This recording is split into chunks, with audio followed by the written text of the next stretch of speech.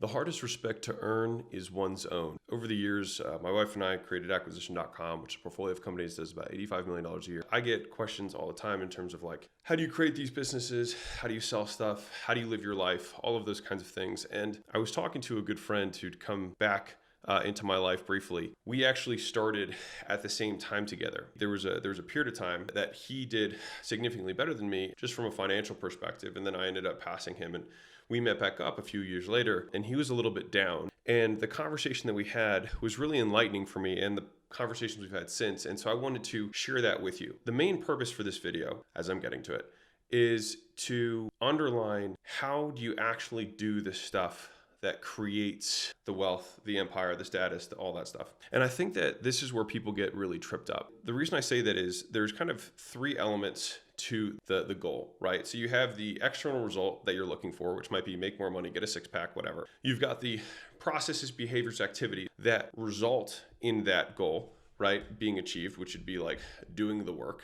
The third aspect is being the type of person who does those things. So basically identifying with those types of behaviors, or being the type of person who does those types of activities, which then creates the reward, right? I think James Clear talks about this in his book, Atomic Habits, but there's a lot of behavior psychologists who've touched on this point, and you probably have heard be, do, have at some point in your personal development journey. And if you haven't, welcome to the game. And so one of the things, and this is what I wanted to give to you in this video, is a keystone habit that has served me very well. And it's only been in retrospect explaining it to someone else that I kind of had more clarity on it, which is why I'm sharing it with you. When I have something that I want that I do not have, so I have a desire, which means I've made a contract with myself to be unhappy until I get what I want, right? And so I have this thing that I want externally. And I think I've had enough experience with this to know that simply writing down the goal means nothing. And so I think this is contrary to common belief or practice, which is like people who write down their goals are more likely to succeed. Sure. I mean, having a direction is more likely to achieve them than not having a direction. So I'm not going to disagree with that. But here's an interesting statement that may hit you, which is that winners and losers have the same goals, right? Everybody in Olympics has the same goal. Everybody who's in business has the same goal, right? They want to increase how much money they're making, you sell more products, get more customers, et cetera. So the goals are actually not that unique. And so the fact that we're writing them down, sure, it's a first step because we have to have a direction in terms of what are we trying to accomplish, sure. But I think that what you'll see that is different, because if you look at two people with the same goals and one person achieves them and the other person hasn't, then it can't be having the goal that is the main driver of success, right? Right. And so then you dive a step underneath that and you look at what are the behaviors that created that goal? And now we get much closer to the things that are actually driving the progress. What gets more interesting, at least to me, is if we know the activities that are going to generate the result we want. So maybe it's we want to get more customers, which means we need to advertise more. And I use advertise by the definition of what the word actually means, which is to make known. And so if we do activities that make our products and services known, like doing more private communications, which would be one-on-one reach outs, one-on-one cold calls, one-on-one DMs, one-on-one emails, etc., prospecting, or one-to-many, so public communication, which would be broadcasting across different platforms for media, right? So you have radio, you could have an email list, you could have, actually that would be an example of a high version of scale of the original. So I apologize there, but like making posts on social media, things that are public forum where people can find out about it, right? If you do more of those things, more people will find out. And that would be the activity that's associated with getting more customers, right? But the thing is that people will know what that activity is, right? They will know that inherently they should be doing more of it, and yet they don't. And so that is kind of the purpose that I wanted to drill down in this short video today, is why not? And what is the way that we can try and correct that or fix that? I wanted to give you the simplest single hack that I have used inadvertently and seen a tremendous amount of success. That is asking myself the question, what would a person who does this type of thing do in this instance? The one that I'll tell you that I've repeated a lot to myself over the years, probably over the last 5 or 10 years, has been the repeated chorus of, what would a wise man do? I think it's because I did not consider myself to be very wise, and I acted many ways that were unwise earlier on in my life, and I still continue to do so, but I try to do less of it, right? And I think that, and I'll borrow this again from James Clear's book, your identity is much more of a weighing system. Actually, this is not from his book, but it's much more of a voting system where you cast votes in either direction based on your activities of what type of person you want to become. And I think the simplest distillation of that concept is simply asking the question, what would this type of person do? If you can use that as the refrain that you come back to over and over again, the chorus of your day that gets repeated over and over again, I think it's much easier than trying to remember the 50-point checklist of all the activities that you need to do to achieve the goal. And the friend that came back in my life, where we were having this conversation, I just distilled it down to like, what would a billionaire do? And so when we're confronted with these crossroads, right, you wake up in the morning and you're like, I don't know what I should start on. It's like, what would a billionaire do? And so basically what you can do is have a certain refrain or chorus that you ask yourself, what would this type of person do? And that type of person, when you ask that question, is who you will eventually become as you continue to cast votes that reinforce the stories that we tell ourselves about who we are. And those are the things that create long-lasting, deep change. And what's more about this is that these changes, when they become internal, when they become ingrained in our behavior, they become effortless, but it takes time. And so I think that the mental cue that I have given myself inadvertently over the years, I don't have a lot of choruses that I refrain to or that I come back to over and over again. And so I tweeted about one and it got shared a zillion times, but it is, what would someone 10 times smarter than me do in this situation, right? And a different way of saying that is, what would a billionaire do? And word it in whatever way that resonates with you. But I think rather than having that big checklist, you can put just a little post-it on your computer or wherever you work that's a reminder to yourself that this is the type of person I want to become. And in order to become this type of person, I need to do these things because those actions will reinforce the thoughts that I say about myself. Because the whole concept behind affirmations that I do not like, right, which is I'm a lion, I'm a tiger, I'm a whatever, right? Just saying them doesn't make them true unless you're a crazy person. And most of us are not crazy, I think, right? There's plenty of crazy people, don't get me wrong, but if you're probably watching this channel, you're probably at least semi-sane, right? If we have, this degree of sanity that's on our side, then what we have to do is create something else, which is evidence. We have to give ourselves evidence that we are this type of person in order to become that. But how do you have evidence that you are going to be this person when you have none? Well, it starts with activity. It starts with doing the stuff. And as an added corollary, depending on the goal that you have, it might be, what would a person with a six-pack do? What would a pro champion bodybuilder do? What would an amazing husband do? Or what would the best husband in the world do? And so you can use this framework of asking the question of what your ideal self would do in any given circumstance to apply to a vast number of scenarios. So rather than trying to fix for the habit, fix for the being.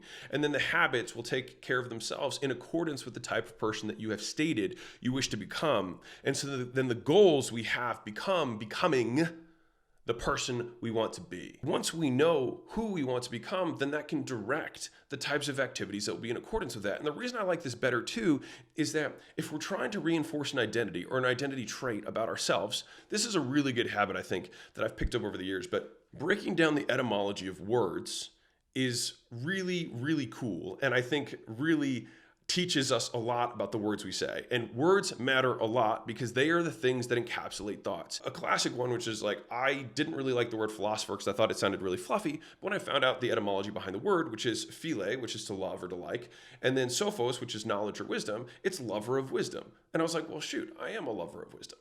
And so now I actually have a very positive association with the word. And to the same degree, identity comes from like, I don't remember the actual Latin word, but entity is being, right? Like just beingness in and of itself, and identical, which is repeated. So repeated beingness is what your identity is. So what your actions, what you do literally becomes who you are, which means that we can actively change who we are by changing what we do. But it is a reinforcing circular path of like, I'm this type of person and therefore I do these things. And because I do these types of things, I am this type of person, right? And so it's the chicken or the egg, but at some point we need to take action in order to do that. And so I think the simple and easiest cue that we can use to change who we are, to change character traits that we find undesirable, is to simply ask ourselves when we're confronted with the decision, what would this type of person do? And then act in accordance to that. And I find it much simpler than having the lists and having the daily routines and the things like that, because if you are this type of person, you will do the types of things that that type of person would do. And that also comes down to the many decisions we haven't accounted for yet. You're going to be confronted with situations that you have not predicted. In fact, the vast majority of us don't predict things well in general. It's because there's far more variables than we can possibly comprehend. I think it's much more useful for us to think about ourselves in terms of, if I were to encompass all of the things that I would like to be, right? And that's why I think the what would Jesus do was such a powerful statement in the Christian community overall. And candidly, people outside of the Christian community could use that same exact thing, which what would Jesus do in this instance, and probably get the right activity and become more like Jesus, right? Which is the entire goal of the Christian faith. And if it makes it easier for you to think in a more tangible sense when you're asking yourself the question, I think the reason the Jesus thing was so powerful is that there's a very real identity that they're associating this decision with. The ones that I asked are, what would King Solomon do? Which he was considered, one of the richest and wisest men, which is why it's someone that I revert back to. And the other person that I asked myself was, what would they do in this situation, is Warren Buffett and Charlie Munger.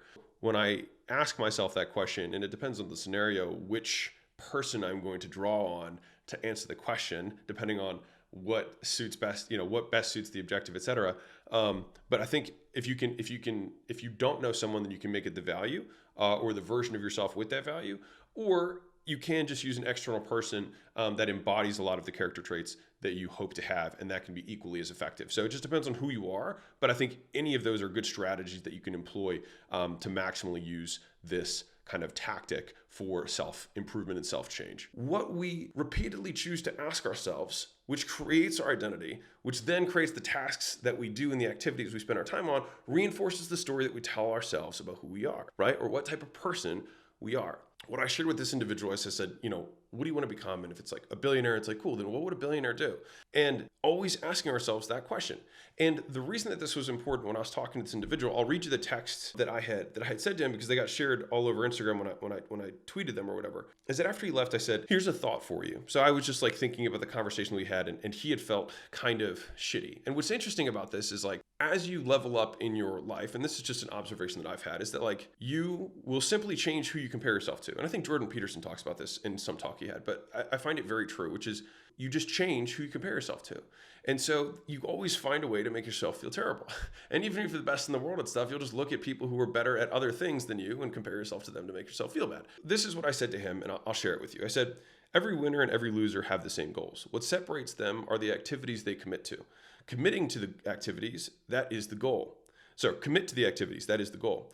When you make a lot of money one month, you've achieved nothing, because the goal is the activities. And then later I said, do me a favor. Instead of writing down your goals, just write down, what would a billionaire who lost it all do? Or what would a billionaire do, to keep it simple? Or whatever version of yourself you want to be. The doing and the outcomes will happen as a result of the main internal identity shift, which you can reinforce many times a day by asking yourself that question at each crossroad. And so I think that was relatively, I think it's a good point to end off on, which is the only tactical ask that I have for you is to simply write down, what type of person do I wish to become? And then make that the chorus that you recite to yourself when you're at your crossroads, when you're at your decision points that are going to create who you are on a repeated basis every single day. And I think going back to that refrain will be all encompassing in terms of what would Jesus do applies to a zillion scenarios, but everyone, at least in the Christian faith, and I use it because it's a very simple catch-all, would want to become more Christ-like, right? And so whatever the Christ version is for you,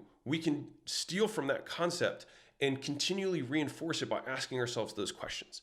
And if you ask yourself the next Joshua question, which is, well, Alex, I don't know what a billionaire would do, or I don't know what an IFBB Pro champ would do, or I don't know what okay, well, there's two ways you can see this. Number one is that most people know what they need to do to lose weight, but they don't actually do it. So I think that I could push back on the vast majority of people and say, no, you probably do know that.